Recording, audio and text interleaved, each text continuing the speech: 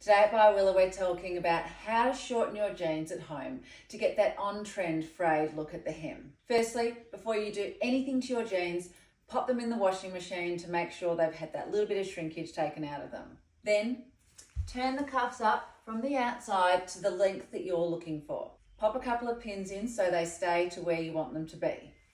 Always then double check the length that I've got those pins at so that I know that I'm right. Make sure they're in a lovely straight line and just chop just below that pin line so that you get it in the right length.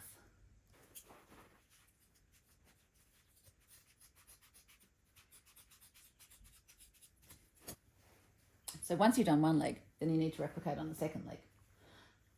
But first I give it a little bit of a fray, and then we're going to have to pop it straight through the washing machine again so that we can get that lovely fray as we want it.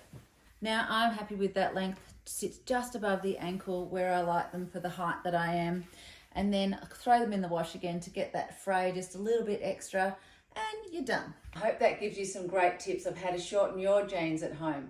Let me know how you go.